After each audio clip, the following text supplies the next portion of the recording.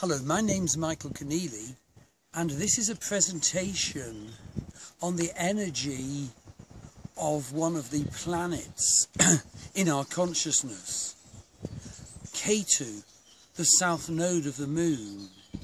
It's not actually a planet, it's a point in space. But you need to understand it. You need to understand its energy, and also how it appears in your birth chart, and therefore in your life, as would be the case for any planet. That's why I'm filming this presentation in my sequence, covering all the planets in both Western and Vedic astrology. And I'm actually dividing this Ketu presentation into 3 parts, 3 separate videos connected. And the reason for that is that some parts might not interest everyone. So this first part is about the energy and nature of Ketu, which it's so worth knowing about. The second part looks at slightly more technical aspects which might not be for everybody, such as the astronomical nature of Ketu. And the third part is a case example, a topical case example, namely Donald Trump, the present President of the United States, who exceptionally has Ketu conjunct his moon and Rahu conjunct his sun. And what an unusual destiny for him, for the United States, and for the world. So in this part 1, we're going to look at the energy of Ketu himself. So Ketu is the south node of the moon, and Rahu is the north node of the moon. And the nodes are the intersection points in space of the apparent orbits of the sun and the moon about the earth, and they are the eclipse points. That is their weird and vastly powerful energy. So what I want to say first of all is a very important point about karmic unfoldment. Ketu in your birth chart, the south node of the moon in your birth chart, shows what past life you come from. So the position of Ketu in your birth chart shows where you landed from past life or past lives, shows up as a constellation of states of consciousness, potentiality for certain typical events, family situation and so forth. All because of your past lives, all coming in from the past life. Now Rahu, always opposite Ketu, and Rahu will be the subject of the next and final video of my planet video presentations. Rahu is always opposite Ketu right across the chart. And the point is, Rahu is the direction of our incarnation this time. Rahu's energy is driven, indeed demonic, as we'll find out when we look at the myth. And so it's only by purifying your Rahu energy that you would ever get to your destination. But that destination where Rahu is in your birth chart shows what qualities you've got to get to in this life, building up from and moving away from what Ketu describes. So in Vedic astrology, Ketu is often seen as the camp of the occupying army where we arrive, whereas Rahu is often seen as the advancing army, advancing towards our destiny this time, if we can but purify it and understand it. So, and just to say a difference in their energy, and we'll come to this more when we look at the myth. Ketu is represented as a headless serpent. And so Ketu is instinctual and psychic, the result of past life karmas, and so he has no logic. He has immense and vast power over us and over our life, but it's not logical. Rahu is always shown as the head of the nodal serpent, the serpent of the nodes of the moon, of the eclipse serpent. So Rahu has a head. He can be so full of concepts and paradigms and ideas and speech, but he has no heart. So, what's the nature of Ketu? Well, the essential nature of Ketu is that Ketu dissolves. So if you have a planet that's conjunct Ketu, its nature and its substance will be dissolved in your chart and in your life. So if you have Sun conjunct Ketu, well, maybe you have no father or no fathering. And maybe you have just no real substance to your egoic self, in the sense that Sun is our self, the divine charioteer who drives the chariot of self. You might feel walked over, unheard. You might not be able to chart a direction and a strategy in your life, because your Sun is dissolved by the energy of Ketu. So to have a planet conjunct Ketu in general means that that planet will be ruined. But Ketu is in fact a divine instrument, and there's a huge spiritual potential if you can perceive it and if you can manifest it and grasp it. So what are the qualities Ketu can bring us to sort out our Ketu fate and destiny, and therefore actually sort out our consciousness and our life? Well, basically, Ketu has a fierce energy of concentration.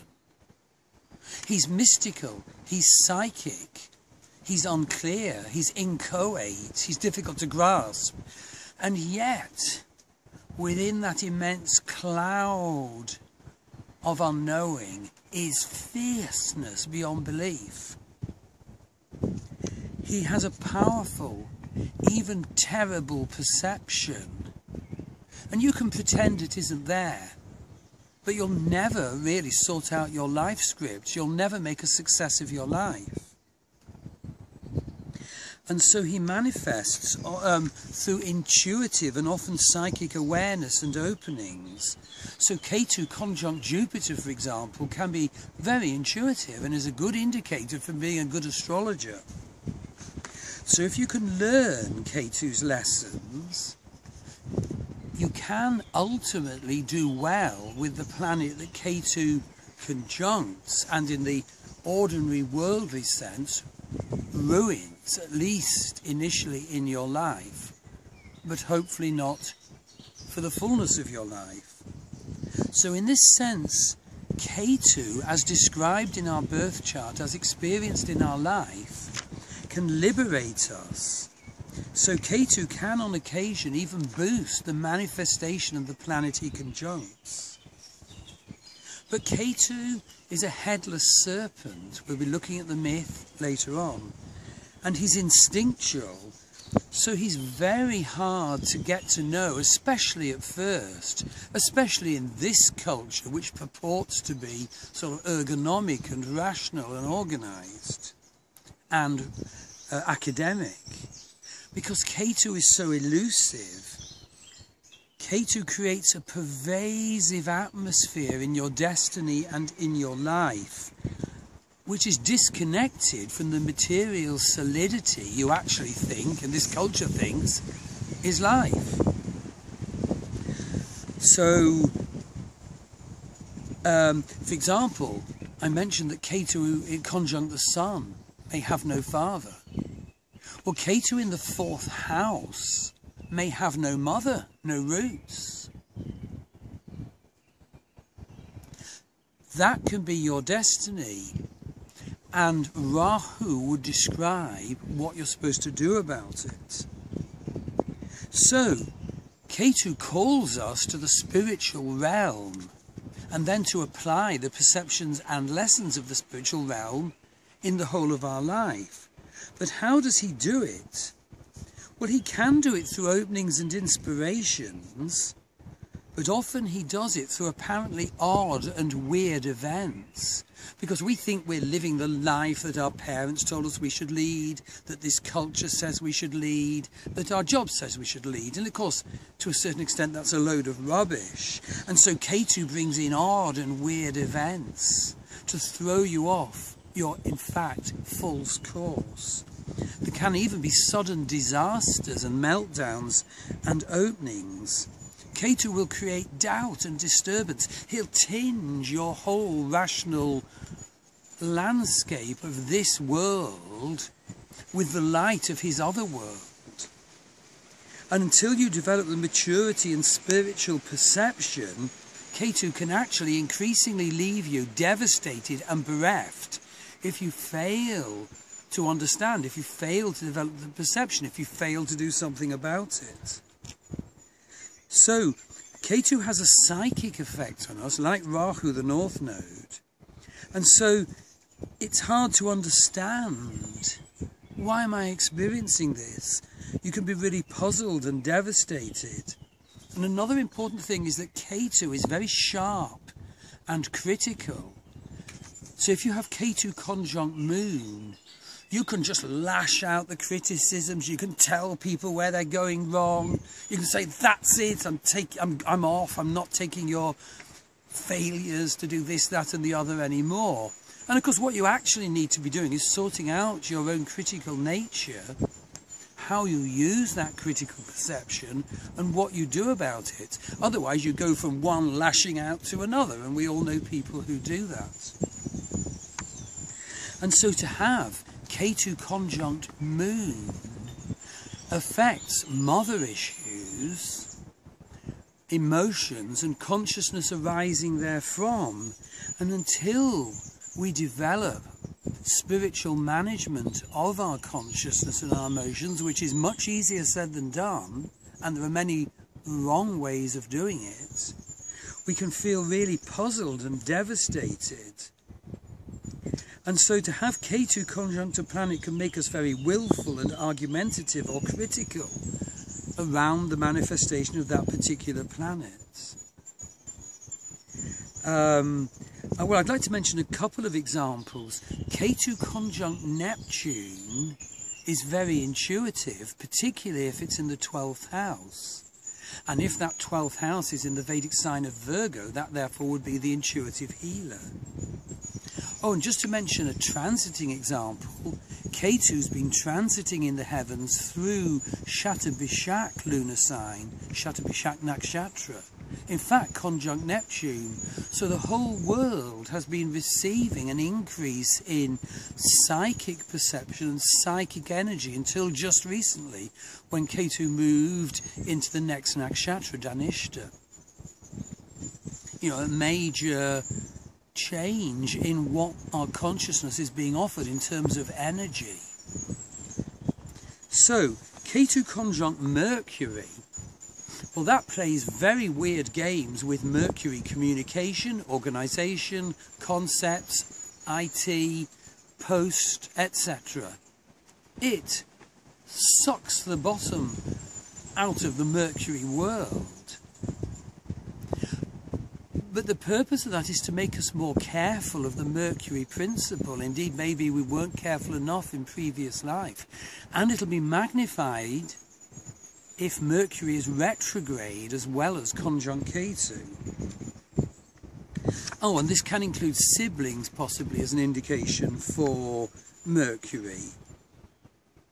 But there's a much bigger meaning to having Ketu conjunct Mercury than what I described. You see, Ketu conjunct Mercury is the Jnana Karika, the enlightenment indicator. And so, we can go through depth study of a spiritual paradigm, and then another spiritual paradigm, and then another, and then another. But the divine purpose of that impulsion, of that call, is to learn that no spiritual paradigm is actually correct. is the answer in the dogmatic cult ways and the group dynamic ways. Spiritual paradigms are immensely, immensely, immensely, immensely valuable. But what are they? They are a finger. They are a finger pointing at the moon. But they are not the moon. And so, in this way, Ketu can free us from our illusions and delusions created by our spiritual path. I'm standing in a wood where the followers of Oliver Cromwell turned up, and he committed genocide on the Catholics who lived here, and he sold the land to one of the lieutenants, although he didn't even own the land in the first place. That's what shows what wrong spiritual paradigm can do. We all know, the Western reception of Hindu cults, that can turn people into sort of, actors completely disconnected from their true spiritual path or themselves. But Ketu can free us from such delusions and illusions. And indeed, for the person who isn't on a spiritual path, on a more materialistic path, who doesn't understand Ketu at all and just strops out what they think the world should be, well, Ketu turns really dark, really nasty. The destruction and the disruption in such a person's life is what they could never believe could happen to them. And indeed, Ketu is also associated with mass catastrophe and war when he is strong in his energy, if that energy is being received and handled by people with very low, nasty consciousness. So, Ketu represents forces in our subconscious which can and will erupt, even with apparent devastation, but also, of course, with release. And Ketu is also invisible forces that manifests as virus attacks and epidemics. So, that concludes my presentation of the nature of Ketu. Part 2 will be the astronomy of Ketu, and Part 3 will be the case example, Donald Trump. Thank you.